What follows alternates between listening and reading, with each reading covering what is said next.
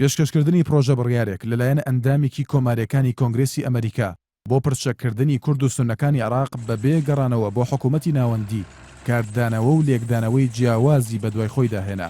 حکوومەتی عێراق لە ڕاگەیەندراوێکدا کە لە ڕێگەی نووسینگەی سەرۆکوەزیرانی عێراقەوە بڵاوی کردوتەوە ئاماژەی بۆ داوە بە هەموو جۆرێک پرۆژە بڕیارەکە ڕەت دەکاتەوە و هەر جۆرە پرچەکردنێک لە ڕێگەی حکوومەتی ناوەندی و بەپێی ئەو پلانە سەربازیە نەبێت کە پێشتردانراوە ڕێگەی پێنادەن. ڕاشی گەیاندووە ئەوان لە چوارچێوی ڕێزگرتن لە سەروەری عێراق مامەڵە لەگەڵ سەرجەم وڵاتاندا دەکەن نەک بەپێی دووفاقی لە سیاسەتی دەرەوەدا. لای خۆشەوە جێفری لۆری وتەبێژی باڵۆزخانەی ئەمریکا لە بەغدا لە بەیاننامەیەکدا ڕایگەیاند سیاسەتی ویلایەتە یەکگرتووەکانی ئەمریکا بەرامبەر بە عێراق گۆڕانکاری بەسەردا نەهاتووە و ئەمریکا پشتگیری لە عێراقێکی یەکپارچە و یەکگرتوو دەکات. ئاماژەی بۆش داوە هەر جۆرە هاوکاریەکی وڵاتەکەی کە ڕەوانە دەکرێت دەدرێتە حکوومەت و هێزە ئەمنیەکانی عێراق.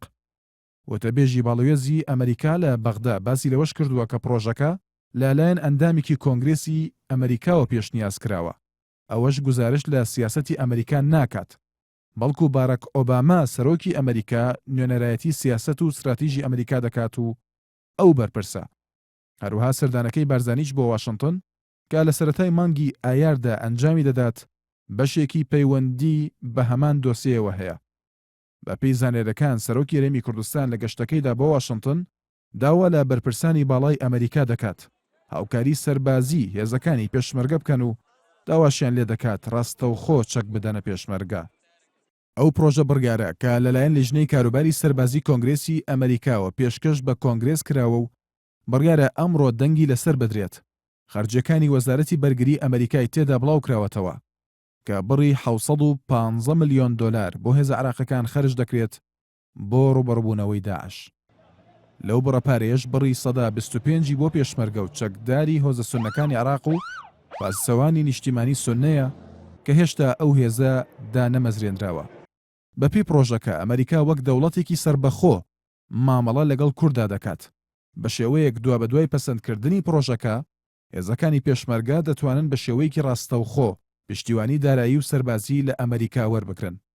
تا ئێستا حکوومەتی هەرێمی کوردستان بۆشوونی خۆی لەو بارەیەوە ڕانەگەیاندووە، بەڵام پێشتر بەرپرسانی کورد بەردەوام داوای چەکی زیاتر و پێشکەوتویان کردووە بە جۆرێک کە چەکەکان ڕاستەوخۆ بدرێنە حکوومەتی هەرێم نەک لە ڕێگەی بەغدادا ڕەوانە بکرێن.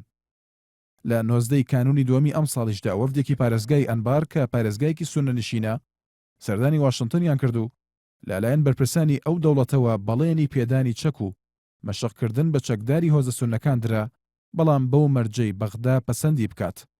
لای خۆشەوە محەممەد سەهیود ئەندامی هاوپەیمانی نیشتیمانی لە پەرلەمانی عێراق ڕایگەیاندووە پرۆژە بڕیارەکەی کۆنگرێس دانپێدانانە بە دوو دەوڵەتی کورد و سونەدا و سەرەتایەکیشە بۆ جێبەجێکردنی ئەو پرۆژەی جۆ بایدن جێگیری سەرۆکی ئەمریکا بۆ دابەشکردنی عێراق بەسەر 3 دەوڵەتی کورد و شیعە و سونەدا.